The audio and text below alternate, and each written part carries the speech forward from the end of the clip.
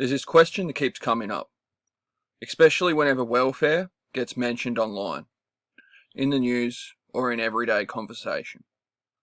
Why do so many boomers seem to genuinely hate welfare? Not just dislike it, not just want reform, but emotionally react to it like it's some kind of moral failure.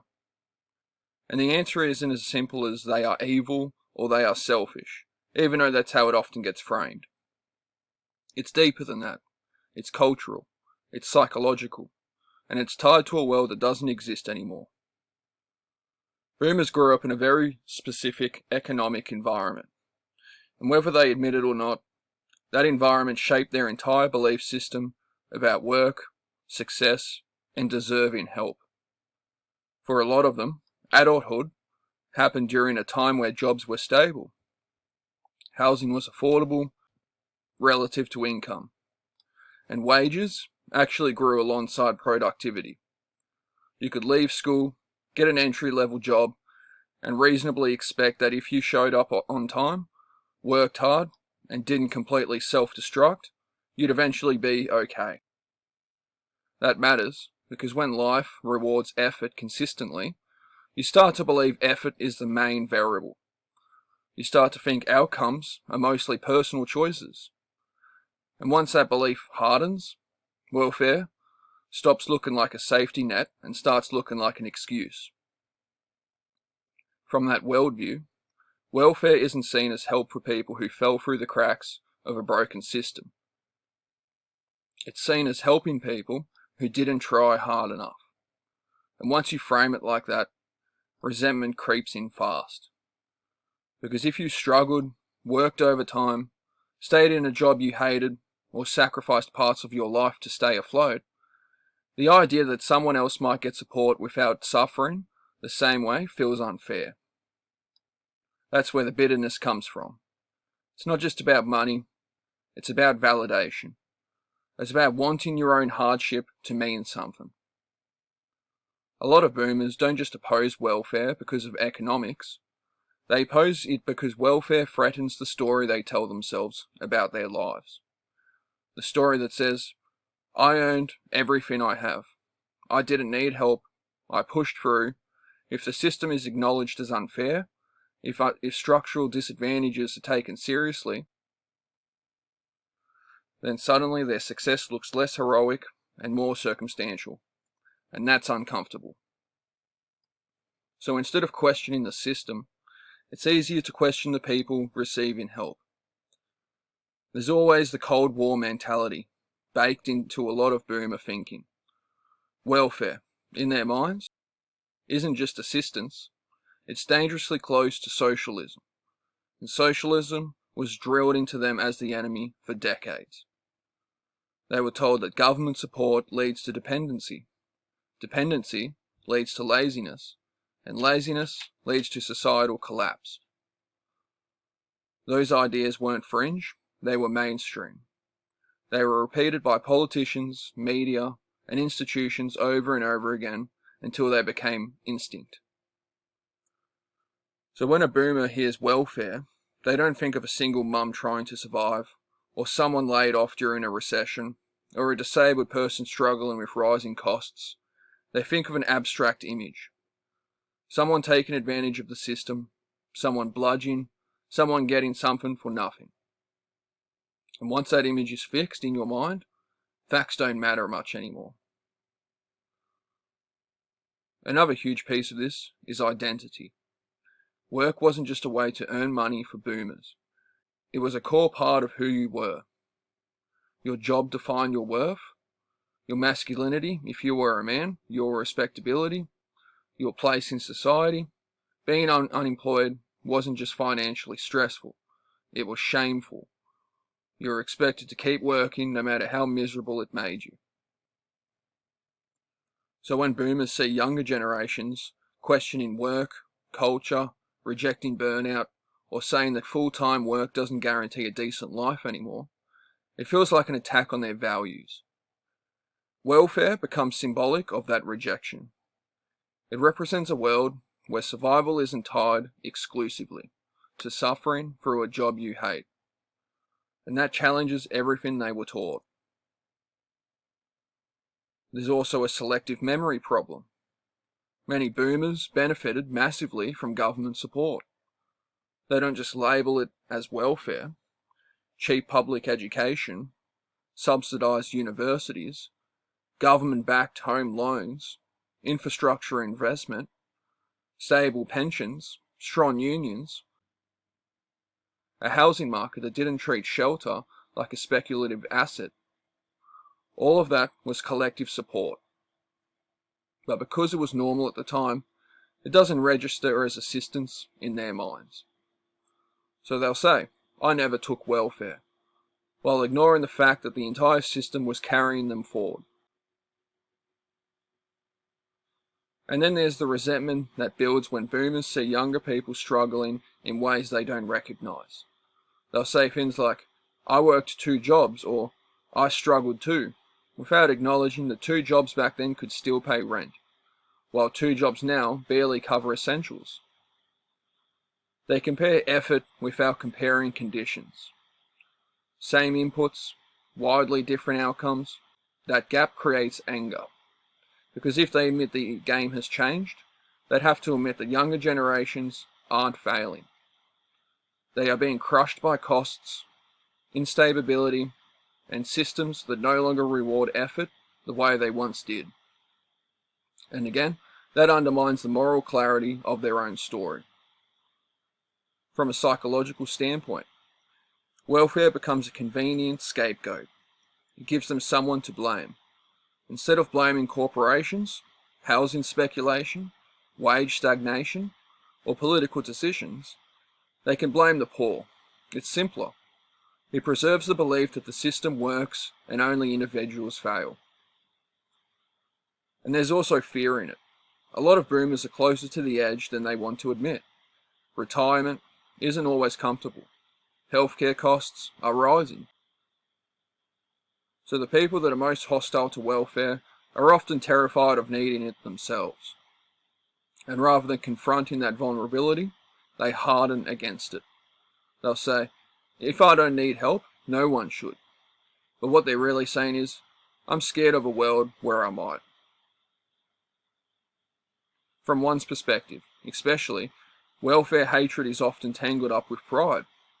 Older men were taught that needing help makes you weak, that asking for support means you failed as a provider. So welfare recipients aren't just seen as poor, they are seen as morally deficient. And once that masculinity gets involved, rational discussion disappears fast. This is why debates around welfare are so emotional. They are not actually about budgets. They are about identity, shame, pride, and fear. They are about whose suffering counts and whose doesn't. What makes this even more frustrating is that modern welfare systems aren't generous. They are bureaucratic. They barely keep people afloat. The idea that people are living large on welfare is completely detached from reality. But the myth persists because it serves a psychological purpose. It reassures people that the hierarchy is fair. And here's the real kicker. The world that shaped boomer attitudes no longer exists. Stable jobs are rare. Housing is absurdly expensive. Education is debt-loaded. Casualisation is normal. Automation is outsourcing our constant threats. The safety nets that boomers resent are actually more necessary now than they were when boomers were young. But admitting that would require empathy. It would require acknowledging that younger generations didn't choose this. And for a lot of people, that's harder than staying angry. So when you hear a boomer rant about welfare, what you're really hearing is someone defending a worldview that once made sense, but no longer matches reality. You are hearing fear of losing moral superiority, fear of being wrong, fear that their success wasn't just grit, but timing. This doesn't mean every boomer thinks the same. Plenty get it, plenty support welfare, plenty see the cracks. But the loudest voices are usually the ones clinging hardest to an outdated narrative. And until we stop pretending this is just about laziness or money and start recognizing it is a generational clash between lived realities, the conversation is going to keep going in circles. Welfare isn't about rewarding failure. It's about acknowledging that no system is fair, no economy is stable, and no one is immune to falling through the cracks. And the irony is, the generation most hostile to that idea is the one that benefited the most from collective support. They just never had to call it that. If you want to talk about responsibility, fine, but responsibility cuts both ways. And pretending that suffering is a virtue doesn't make society stronger, it just makes it colder. If this resonated, drop a comment. Let me know if you've had these conversations in real life, or if you've seen this attitude play out in your own family. And if you want more videos breaking down uncomfortable social truths without sugarcoating them, like and subscribe. Quick heads up, if you want more of this kind of stuff, I post a lot over on my Facebook page too. It's not clips or highlights, it's longer posts, thoughts, and observations that don't really work in a YouTube video. Things I notice day to day, dating, social dynamics, politics, mental health, just how people actually interact. It's a non-profit page, so there's no hype, no drama, no algorithm chasing, just my genuine thoughts written out properly. If you like going a bit deeper than short clips and surface level takes, you might like it. Links in the description. Now back to the video.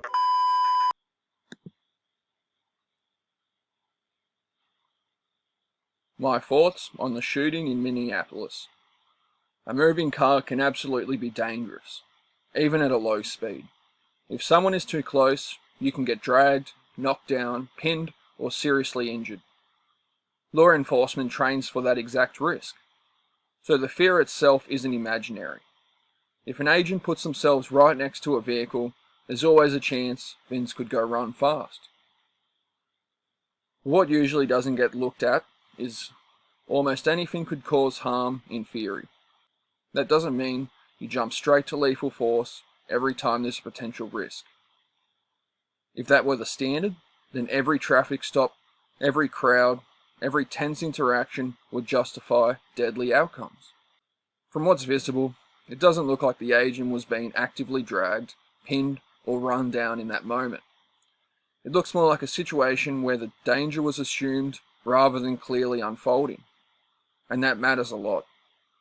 Police use of force standards are supposed to be about what's happening right now, not what might happen if things go worst case. There's also a harder truth people don't like talking about. Officers are trained to control distance. Standing close to a vehicle during a chaotic operation is already a tactical risk.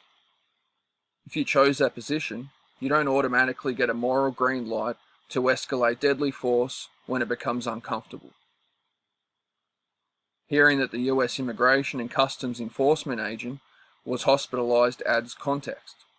Sure, injuries shouldn't be brushed off, but injury after the fact doesn't automatically justify lethal force in the moment. Officers are trained to manage distance, and choosing to stand close to a vehicle is already a known tactical risk. 3 shots is a little excessive. So yeah, could it have gone bad? Sure. Cars are unpredictable. People panic. Accidents happen.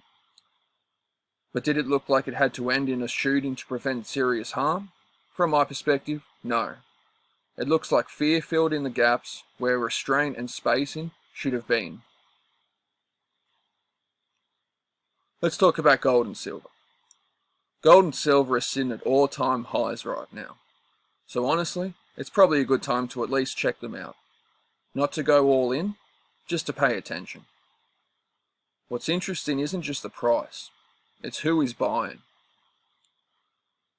When the people who literally control currencies start stacking gold, it doesn't mean the system's about to collapse. It just means they don't fully trust it to behave perfectly anymore. That's not fear, that's caution. And historically, when gold and silver are strong without hype, it's usually because confidence in thinning quietly, not because everything's going great. Nothing dramatic, just a signal worth noticing. Be sure to engage in the comment section. I read all comments, and I'll be more than happy to answer any questions in these little segments. I usually try to avoid arguing in the comments, so if a question is worth responding to, just be sure to watch my videos and your questions may be answered. Regarding a comment on one of my previous videos, Australia fighting Turkey in World War I had nothing to do with defending freedom back home. We were part of the British Empire. Britain went to war, so we went too. Gallipoli was about imperial strategy and shipping routes, not Australia being under threat. The defending freedom line came later to help make sense of the deaths and build national identity. The soldiers were brave, no doubt, but Australia's freedom was never actually on the line. Regarding gaming, Bloons TD6 is free now on the Epic Games Store until January 16th. After that, Styx Master of Shadows and Styx Shards of Darkness will be free from January 16th until January 23rd. Make sure to claim those while they are free. Remember to keep things balanced, learn to respect all sides, and if you aren't appreciated, go out and look elsewhere. Now back to the video.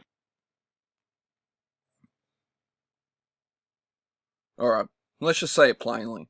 Nightclubs suck. And it's not just because people are getting older or are not fun anymore. The modern nightclub is becoming a worse and worse deal for customers. A harder and harder business to keep alive, and honestly, a psychological trap for a lot of men who go there looking for something they're not going to find. And if you think that's just an opinion, look at what's happening on the ground. You've got real venue groups going into voluntary administration in Australia, with big debts and tax liabilities being reported in the coverage. And it's not isolated. Industry tracking in Australia points to the nightclub sector shrinking over recent years. Revenue trending down across the 5 years through 2024 to 2025. In the UK, the late night economy has been bleeding venues since 2020, and data tied to the Nighttime Industries Association has been used to describe an all-time high in closures, with 1 in 4 late night venues gone since 2020, and many towns no longer having a nightclub at all. So if you felt like clubs are emptier, more expensive, more tense, and less worth it, you are not imagining it. The whole model is under pressure from every angle. Start with the simplest reason. It costs a fortune to run a nightclub now. A nightclub isn't a cafe, where you can cut hours and limp along. It's a high overhead machine that needs a certain volume of people, a certain bar spend, and a certain consistency just to break even. The rent is massive because clubs are usually in high demand areas. The fit out is expensive, maintenance is constant. You've got staffing, you've got DJs, you've got security, you've got compliance, you've got licensing. And the minute anything goes wrong, your costs don't politely scale down, they stay brutal. Then you add the post-pandemic reality.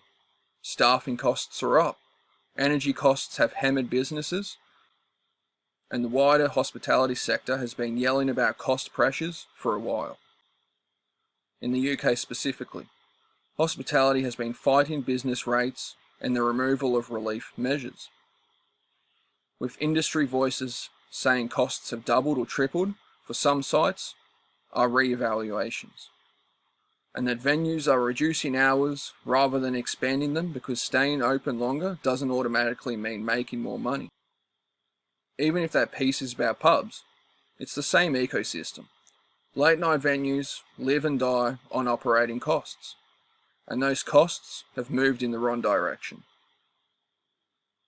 Now let's talk about the customer side, because that's where the nightclub really starts to look like a joke. A nightclub night isn't just a drink, it's a chain of spending, and every link in the chain got more expensive.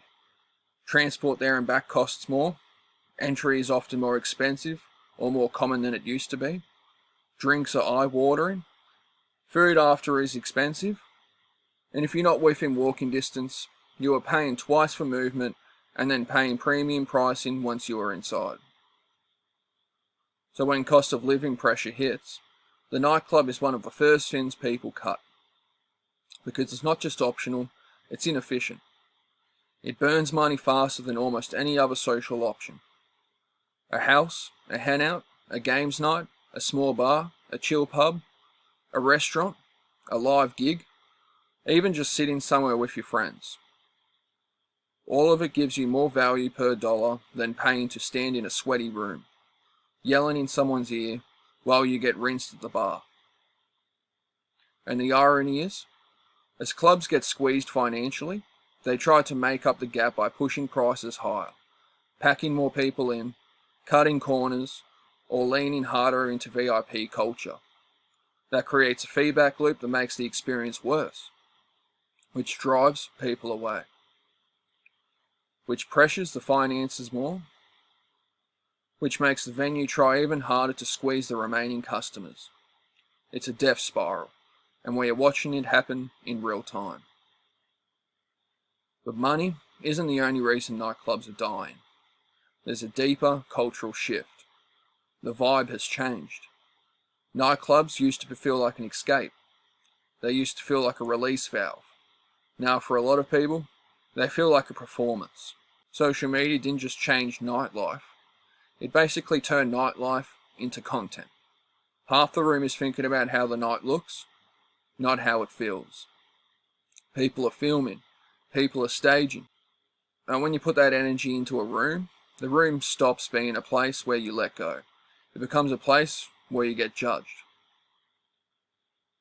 That's why when you get that specific modern club tension, the vibe where everyone is scanning, measuring, comparing who looks best, who's with who has the best table, who got let in easily, who's being noticed, who's being ignored, and it turns what should be fun into a low-grade social anxiety simulator.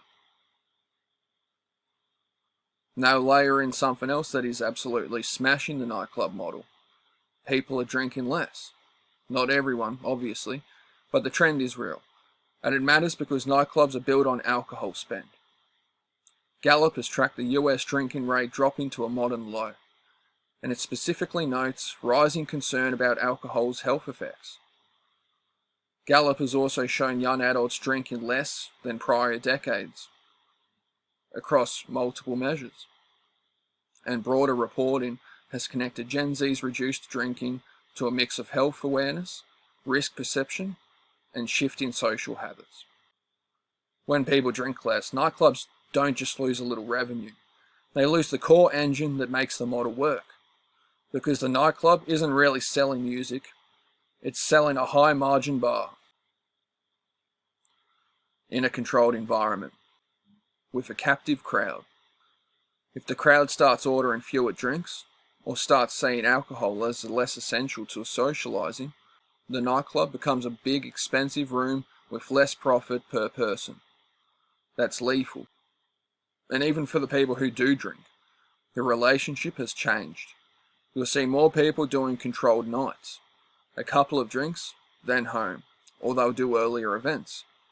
Or they'll do something plus a drink, rather than drink plus nothing.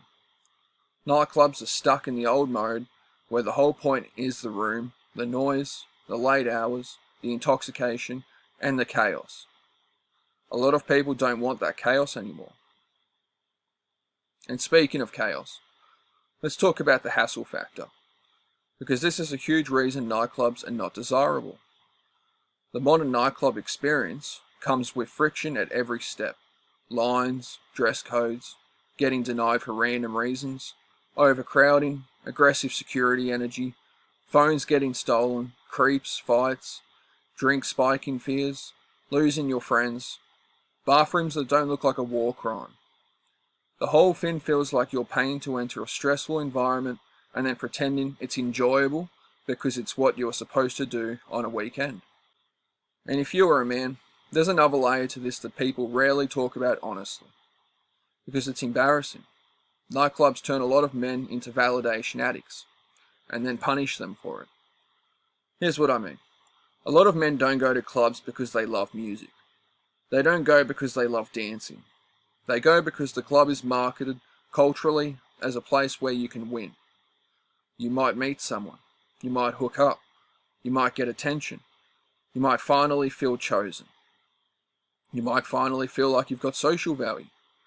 And if you've been invisible all week, if you've been working, stressed, lonely, or feeling behind, the nightclub starts to feel like a slot machine that could pay out. But what actually happens is most nightclubs is the opposite of connection. You can't talk properly. You can't show personality properly. Everything is split-second impressions. People are in groups. Everyone's guarded. And attention becomes a scarce resource that people compete for, not something people share. So a lot of men end up doing this humiliating loop, paying to enter, paying for drinks, trying to play it cool, trying to approach, getting brushed off, watching other guys get attention, feeling stupid, trying again, maybe succeeding once, and then using that one success to justify the 10 failures. And if they don't succeed, they go home feeling smaller than when they arrived. That's the trap. The club takes your money, takes your time, and for a lot of men, it also takes your dignity. Not because women owe anyone attention, obviously they don't, but because the environment is designed to make attention feel like currency. It's designed to make validation feel like the point. And once you buy into that, you are not going out to have a good night. You are going out to prove something. And that is why nightclubs are not desirable. Because they turn social life into a scoreboard. They turn romance into a numbers game. They turn men into performers and women into judges. And everyone into a product. It's shallow by design. And the more you engage with it, the more it trains you to think you are only as valuable as the reaction you can pull from strangers in a loud room. Now I want to zoom out to the business side again, because this is where everything connects. When customers are more cautious with spending, when drinking patterns shift, when the hassle factor rises, and when the cultural role of clubs shrinks, the finances fall apart fast. That's why you see major warnings in the UK about entire towns losing nightlife venues and the late night footprint collapsing since 2020. That's why you see coverage of well-known venue groups in Australia entering administration while they try to keep trading and restructure. It's why industry analysis in Australia describes a multi-year revenue decline in the nightclub sector. And you know what else changed? Music discovery, community building, identity. The club used to be where you found things. You found new music. You found a scene. You found people. Now, people find music online. They find scenes on TikTok, Instagram, YouTube, Discord, whatever. Even in Australia, recent writing about club culture has pointed to younger audiences getting pulled toward online-driven scenes and formats, and away from the traditional pipeline that used to feed mainstream clubs. The nightclub is no longer the gateway. It's just one option among many, and it's often the most expensive and less rewarding option. So when people say, why are nightclubs going bankrupt in certain places? It's not one thing, it's everything. It's a business with high fixed costs trying to survive while customers have less money. Alcohol consumption trends are shifting, and the culture has moved from escape to performance. And on top of that, the experience itself has become a hassle. And for a lot of men, it's become a validation trap that leaves them emptier than when they walked in. And that's the part I think people should take seriously. Because the real cost of nightclubs isn't just the entry fee, or the drinks, or the Uber home. The real cost is what it does to your mindset if you let it. If you start treating attention as proof of worth, you'll never feel stable. or you'll always be chasing. You'll always be comparing.